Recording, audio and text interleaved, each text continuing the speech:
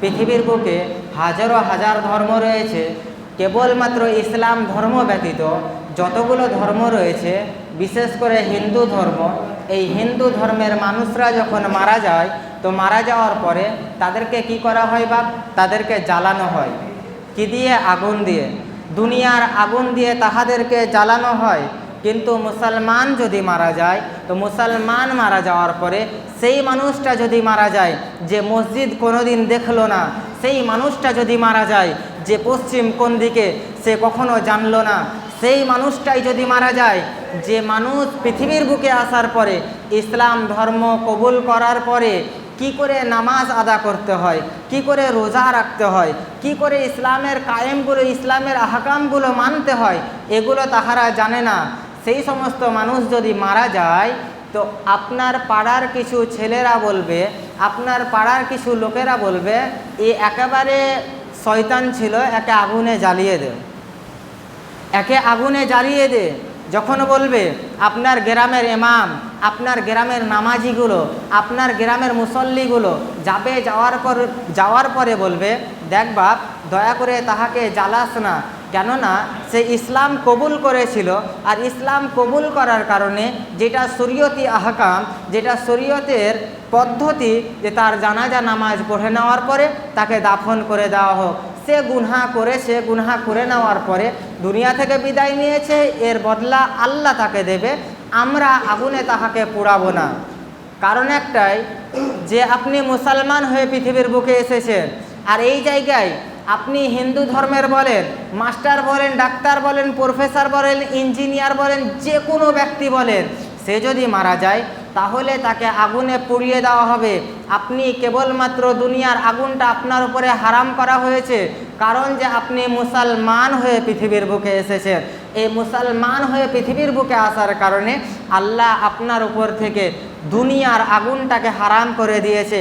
আর যদি দুনিয়াতে ভালো চরিত্র নিয়ে, ভালো আমাল নিয়ে যদি পৃথিবী থেকে বিদায় নিতে পারেন, তাহলে আল্লাহ পাক রব্বুল আলামিন আমাদের উপর থেকে জাহান্নামের আগুনটাকেও হারাম করে দেবে, জাহান্নামের আগুনটাকেও হারাম করে দেবে। তো দুনিয়ার যখন আগুন যখন হারাম হয়ে গিয়েছে, জাহান্নামের আগুনকে হারাম করতে গেলে বা করতে হবে কি, যে শরীয়ত কি বলেছে, কোরআন কি ঘোষণা করেছে, আপনার মাসলা মাসাইলের মধ্যে কি লেখা হয়েছে যে কেমনভাবে জীবন যাপন করতে হবে, সেই বিষয়টা যদি তুলে ধরা হয়, সেই বিষয়টা যদি দেখা হয়, প্রথমত আপনাকে ঈমান নিয়ে আসতে হবে। ঈমান নিয়ে আসার পরে প্রথমত শর্ত হচ্ছে আপনাকে জ্ঞান অর্জন করতে হবে। জ্ঞান অর্জন করার পরে আপনাকে নামাজ আদা করতে হবে। নামাজ, এই নামাজ নিয়ে চলেন, কোরআন ঘোষণা করেছেন ওয়াকিমুস সালাত, তোমরা নামাজ কায়েম করো। এই নামাজের ব্যাপারে বলতে গেলে বাপ, কিছু মানুষের জ্বলন ফিল হয়, জালাস ফিল হয়, যে নামাজ যখনই যাচ্ছি মসজিদে, যখনই যাচ্ছি মিলাদে, যখনই যাচ্ছি জলসাতে, তো নামাজ নামাজ করে মৌলবীরা গলা ফাটিয়ে দেয়। বলতে এতটাই চাই রে বাপ, আপনারা যতজন উপস্থিত হয়েছেন, এই উপস্থিত মুসলমানের মধ্য থেকে যাহাদের ছোট্ট ছোট্ট বাচ্চা রয়েছে বাপ, যাহাদের ছোট্ট ছোট্ট বাচ্চা রয়েছে, সেই সমস্ত বাচ্চাগুলোকে আপনি পড়তে কোথায় পাঠান?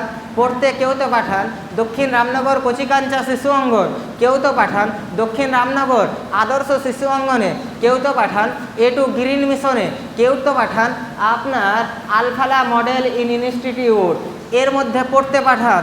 পড়তে পাঠানোর পরে আপনার বাচ্চা সন্তানটাকে যখন পড়তে পাঠালেন, পড়তে পাঠানোর পরে তাকে একটা বিষয় নিয়ে, বাংলা সাবজেক্টটা নিয়ে, ইংলিশ সাবজেক্টটা নিয়ে আপনার পড়ানো হয় 25 মিনিট ধরে।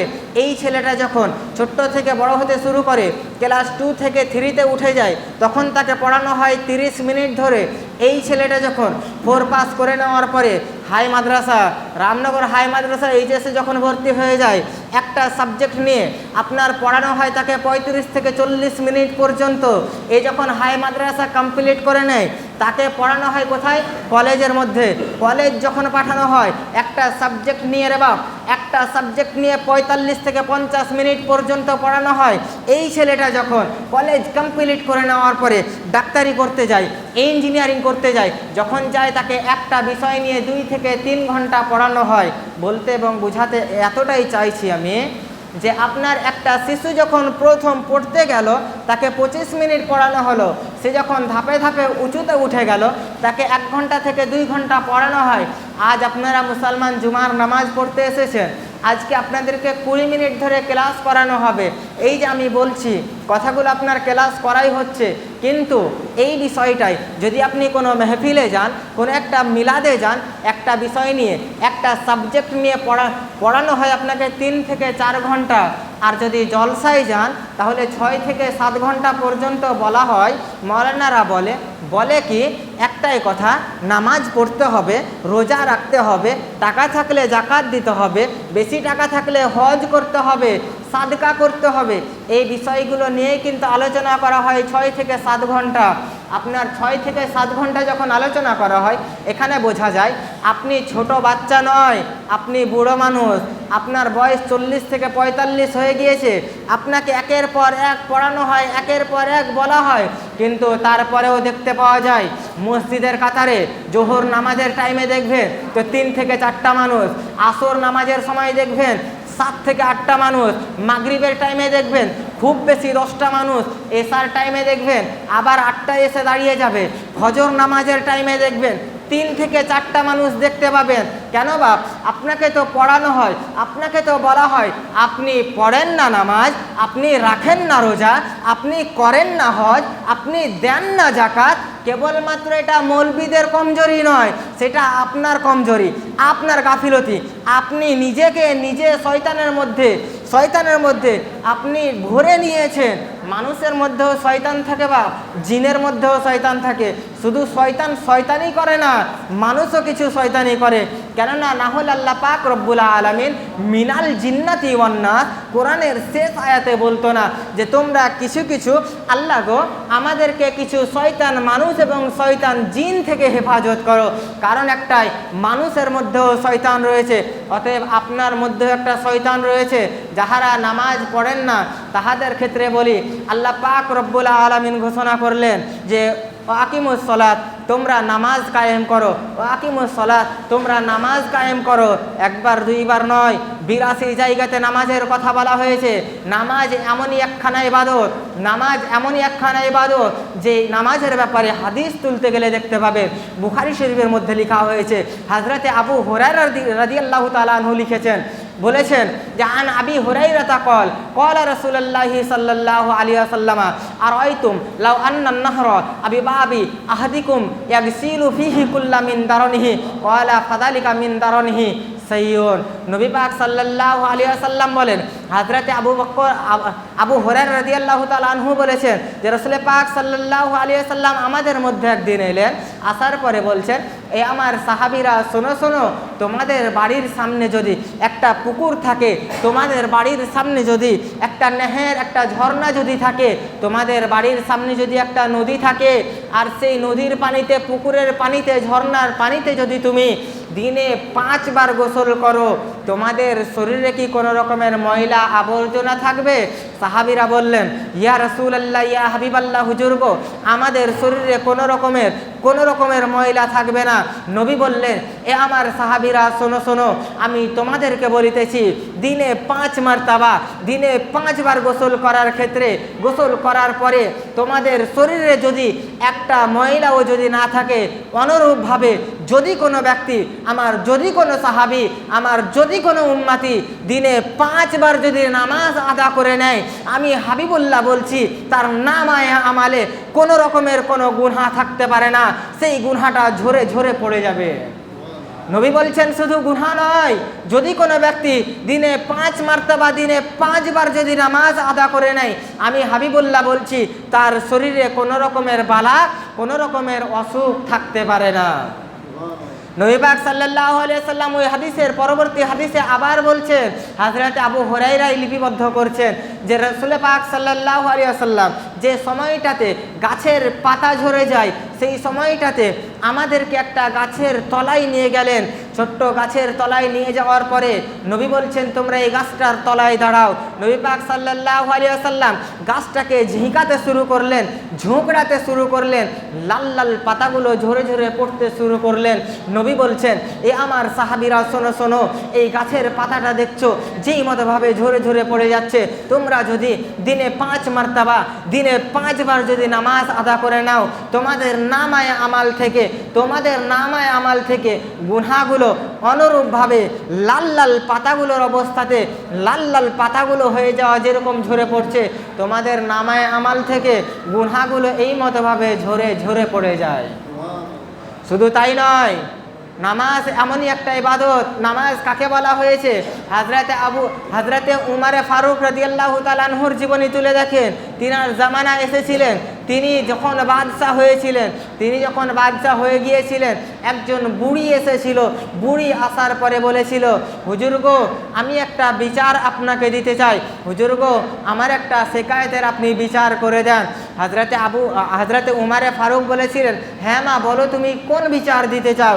বুড়ি বলেছিল, হুজুর গো, আমি ভিক্ষা করে কিছুটা তেল নিয়ে আসছিলাম রাস্তা দিয়ে, একবার হোঁচট খেয়ে যাওয়ার পরে আমি বুড়ি পড়ে গিয়েছিলাম, আর পড়ে যাওয়ার পরে আমার তেলটুকু পড়ে যায় নিচে, আর তেল যখন নিচে পড়ে গিয়েছে হুজুর, সাথে সাথে মাটি তার তেলগুলোকে শোষণ করে নিয়েছে। হযরতে উমরে ফারুক বলছেন, তুমি এবার কি করতে চাও? তেল চাও? বুড়ি বলছে, হ্যাঁ, আমি তেল চাই। যখন তেল চেয়েছে, তখন হযরতে উমরে ফারুক বলছেন, বাদশাহী দরবারে অনেকগুলো তেল রয়েছে, তোমার যতটা ইচ্ছা তেল নিয়ে চলে যাও।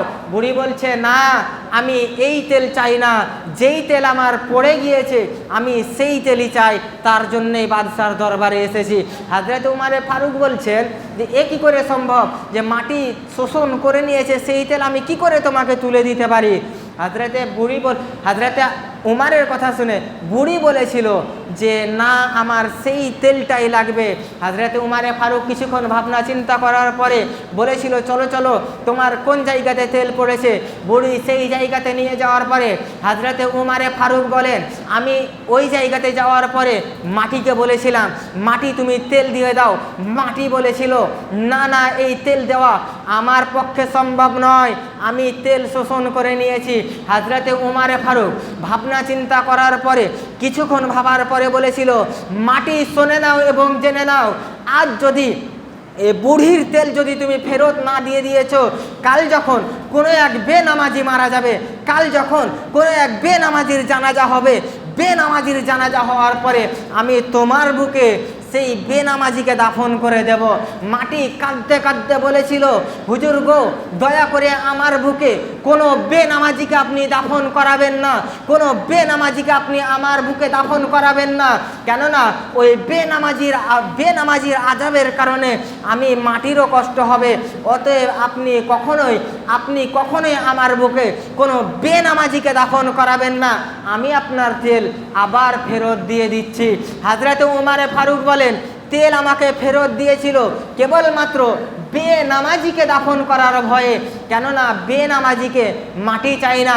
মাটি প্রত্যেক দিন কোনো হাদিসে এসেছে যে 3টা কথা বলে চিল্লায় মানুষদেরকে, কোনো হাদিসের মধ্যে এসেছে 5টা কথা বলে চিল্লায়। কি বলে? আমি পোকামাকড় বিচ্ছুর ঘর, আমার কাছে আসতে গেলে এই বিচ্ছু তাড়িয়ে এসো। আর একখানা কথা বলে, আমি দরজা জানলা ছাড়া ঘর, আমার কাছে আসতে গেলে তোমরা দরজা জানলা সাথে করে নিয়ে আসিও। আর একখানা কথা বলে যে, আমি অন্ধকার ঘর, আমার বুকে থাকতে গেলে তোমরা জ্যোতি নিয়ে আসিও আমার বুকে, কেননা আমি অন্ধকার ঘর। এই অন্ধকার ঘরে থাকা অতটা সম্ভব নয় যতটা তুমি পৃথিবীর বুকে চলাফেরা করতে করতে বলছো যে যা হবে দেখা যাবে। আল্লাহ তো রহমানুর রহিম, আল্লাহ তো গফুরুর রহিম, আল্লাহ ঠিক মাফ করে দেবে।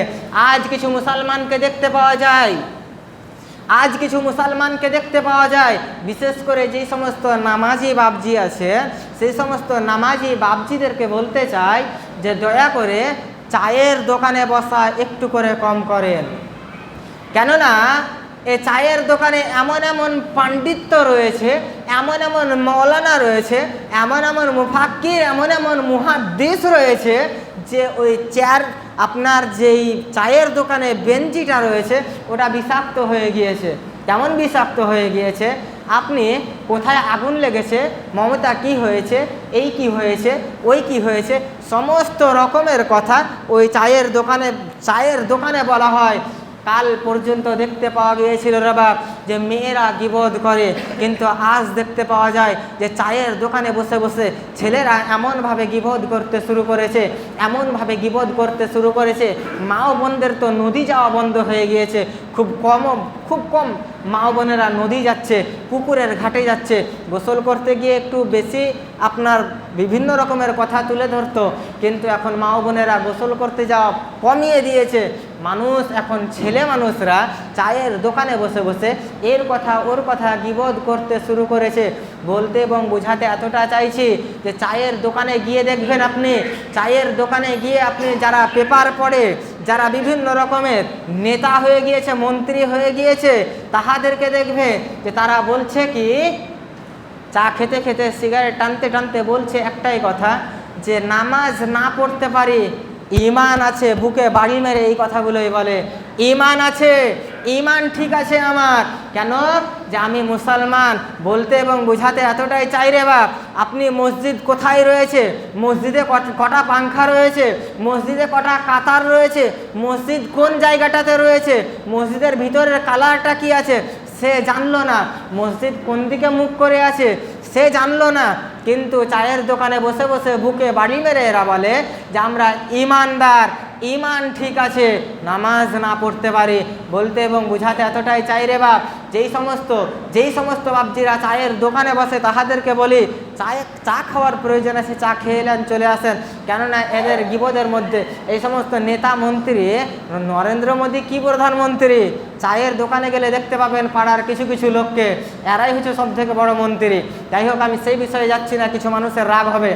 কোরআন থেকে আয়াতে কারিমা পেশ করেছি, ও আকিমুস সালাত, তোমরা নামাজ কায়েম করো, তোমরা নামাজ কায়েম করো।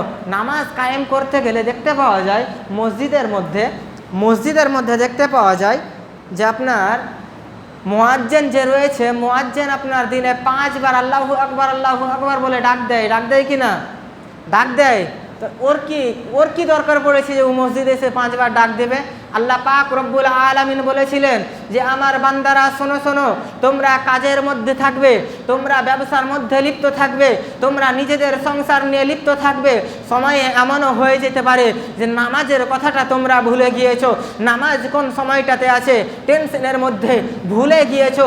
তার কারণে আমি আল্লাহ পাক রব্বুল আলামিন একজন মুয়াজ্জিনকে কায়েম করেছি, আমি আল্লাহ পাক নবীকে ঘোষণা করেছি যে আজান দিতে হবে, নবী আমার আজান দেওয়ার কথা ঘোষণা করে দিয়েছে। ফজর টাইমে ঘুম ভাঙবে না, আমার নামাজ আদা করার জন্যে আমি একটা প্রাণীকে দিয়ে দিয়েছি, যে প্রাণীটার নাম হলো মুরগ। এই মুরগ ফজর টাইমে যখন ডাক দিয়ে দেবে তোমাদের ঘুম ভেঙে যাবে, ঘুম ভেঙে যাওয়ার পরে তোমরা নামাজ আদা করতে পারবে। আজ তো মুসলমান শিক্ষিত ধর্মের লোক, মোবাইল রয়েছে, মোবাইলে অ্যালার্ম দিলেই উঠতে পারা যায়, বুঝতে পারা যায় যে ফজরের টাইমটা হয়ে গিয়েছে। বলতে এবং বোঝাতে এতটাই চাইছি রে বাপ, কোরআন থেকে আয়াতে কারিমা পেশ করেছি, ওয়াকিমুস সালাত, তোমরা নামাজ কায়েম করো, তোমরা নামাজ কায়েম করো। আল্লাহ 82 বার বলেছেন তোমরা নামাজ কায়েম করো, কিন্তু আজ দেখতে পাওয়া যায় যে গ্রামে যদি 1000 জনতা থাকে, 1000 জনতার মধ্য থেকে দেখতে পাওয়া যায় যে 10 থেকে 20টা কেবলমাত্র নামাজি রয়েছে, কেবলমাত্র 10 থেকে 20টা নামাজি রয়েছে। বাকি লোকগুলো জুমার দিনে জুমা পড়তে আসে, বা জুমার দিনে যখন জুমা পড়তে আসে দেখতে পাওয়া যায় তাহাদেরকে খেয়াল করে দেখবেন যে মা ও বোনদের আপনার যেই মতোভাবে মা ও বোনদের মাসে কাউরি 3 দিন, কাউরি 7 দিন, কাউরি 10 দিন শরীর খারাপ হয়ে যায় না, সেই 7 দিন শরীর খারাপ হয়ে গেলে নামাজ মাফ হয়ে যায়, নামাজ পড়তে হবে না, নামাজ পড়ে না তাহারা। কিন্তু কিছু কিছু বাপজি রয়েছে, এরা মাসে 4 দিন জুমা পড়ে, 7 দিনে 1 দিন জুমা পড়ে নেওয়ার পরে বাকি 6 দিন এদের শরীর খারাপ থাকে, হয়তো তার কারণে মসজিদের দিকে মুখ দেখায় না, মসজিদের দিকে গিয়ে আসে না। যাই হোক, কোরআন থেকে আয়াতে কারিমা পেশ করেছি, ওয়াকিমুস সালাত, তোমরা নামাজ কায়েম করো, নামাজের দিকে এগিয়ে আসেন বাপ। কেননা নামাজ ব্যতীত আপনি বলবেন যে নামাজ ব্যতীত অনেকগুলো ইবাদত করছি, দরুদ পড়ছি, সালাম পড়ছি, আপনার বিভিন্ন ধরনের জাসনে ঈদ মিলাদুন নবী পালন করছি, সাদকা করছি, সিন্নি দিচ্ছি, দিচ্ছি, নফল রোজা রাখছি, আল্লাহ এগুলোতে মাফ করবে না। তবে বলে রাখি শোনেন, আগে ফরজ তারপর মুস্তাহাব। ফরজ যদি না থাকে মুস্তাহাবের কোনো রকমের কাজে লাগবে না, আর ফরজ যদি থাকে আর ফরজের জায়গাটাতে কিছু অংশ যদি কমে যায়, ওই মুস্তাহাবটাকে ভরে দিয়ে সেটাকে কায়েম করে দেওয়ার পরে কাল হাসরের ময়দানে আপনাকে জান্নাতের মধ্যে ভরা হবে। আর যদি আপনার মুস্তাহাব শুধু ভরা থাকে আর ফরজ যদি কাজা থাকে, তাহলে কোনো রকমের মাপ নাই। বা যাই হোক, কোরআন থেকে আয়াতে কারিমা পেশ করেছি, ওয়াকিমুস সালাত, তোমরা নামাজ কায়েম করো। টাইম সংক্ষিপ্ত, মালাইন ইল্লাল বালাগ। আসসালামু আলাইকুম ওয়া রাহমাতুল্লাহি ওয়া বারাকাতুহু।